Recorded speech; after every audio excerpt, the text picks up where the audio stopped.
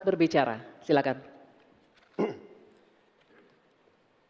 Saudara-saudara sekalian, tanpa krisis iklim pun persawahan pertanian kita tidak memiliki air dan irigasi yang memadai.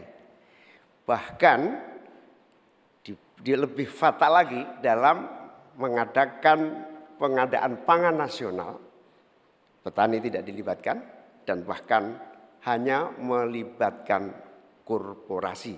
Ini yang harus kita rubah.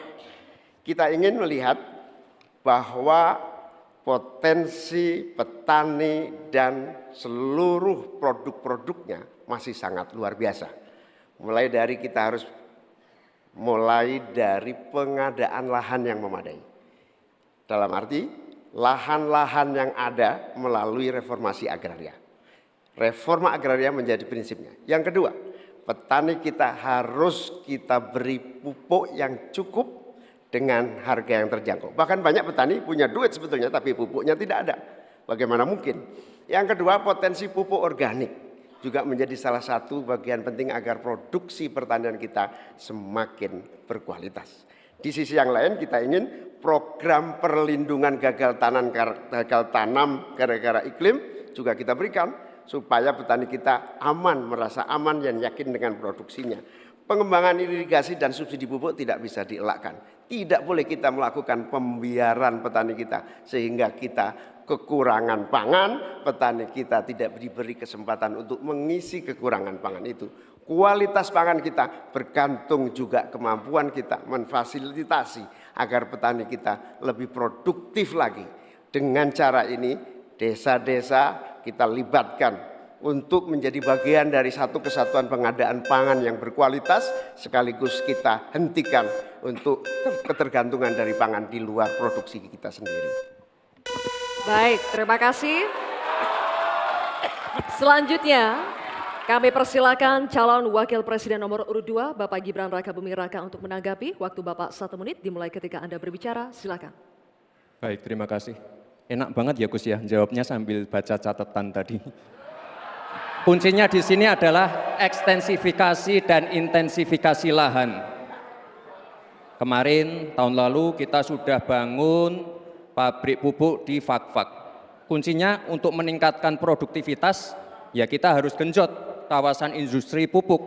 Kita dekatkan pupuknya dengan lahan-lahan pertaniannya. Kuncinya pupuk dan pupuk harus didekatkan dengan lahan-lahan pertanian. Otomatis produktivitas akan meningkat. Dan jangan lupa mekanisasi.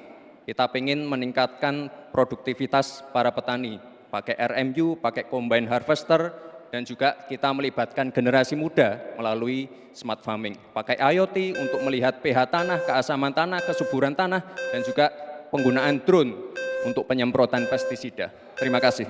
Baik, terima kasih. Terima kasih. Baik, kita lanjutkan Bapak-Bapak. Oke, selanjutnya. Kita lanjutkan ya Bapak Ibu. Cukup ya. Kita lanjutkan dulu. Selanjutnya giliran calon wakil presiden nomor urut 3 Bapak Mahfud MD untuk menanggapi juga. Waktunya 1 menit Bapak, dimulai ketika Anda berbicara. Silakan. Ya, kan masalahnya itu salah satu yang sering kita dengar, lahan berkurang, petani berkurang. Orang desa tidak mau lagi menjadi petani karena justru rugi. Terkadang kalau mau ingin mendapat pupuk bersubsidi dipersulit bukan main dan harus beli ke tengkulak. Nah di sini problemnya sebenarnya bagaimana penegakan aturan-aturan itu. Kami di Jawa Tengah itu pernah punya program di mana Pak Ganjar waktu jadi gubernur waktu itu membuat 29 badan usaha milik petani yang itu efektif untuk membantu petani saling menolong menggarap tanahnya sehingga dia kerasan di desa. Yang saya tanyakan, kebijakan hukum apa yang akan dilakukan untuk mengatasi masalah ini? Terima kasih. Baik, terima kasih Pak Mahfud MD. Cukup. Kita teruskan lagi ya. Kita lanjutkan dulu ya. Kita teruskan Kita lagi lanjutkan debatnya. Cukup. Selanjutnya kita kembali ke calon wakil presiden nomor urut 1 Bapak Muhaimin Iskandar. Kami persilakan untuk merespons tanggapan dari calon wakil presiden nomor urut 2 dan 3 yang telah dikemukakan. Waktu Bapak 1 menit dimulai ketika Anda berbicara. Silakan. Terima kasih Pak Gibran. Yang Anda sampaikan hanya mengulang apa yang saya sampaikan. Saya ingin memperdalam lagi bahwa petani kita ini potensinya besar sekali. Jumlah petani kita masih sangat besar. Potensi tanah kita subur masih banyak lagi. Di sisi yang lain, kita juga memiliki apa yang disebut kebutuhan pangan kita, juga pasar yang luar biasa. Nah, dalam konteks ini antara suplai kita punya potensi, antara permintaan kita juga punya sangat kuat.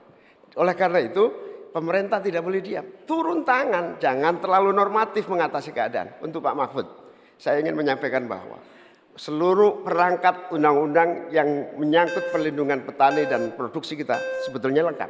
Tinggal implementasi saja dari seluruh proses hukum yang kita miliki. Kemauan politik, kesungguhan, tidak mengabaikan petani yang penting. Terima kasih Bapak Muhaimin. Waktu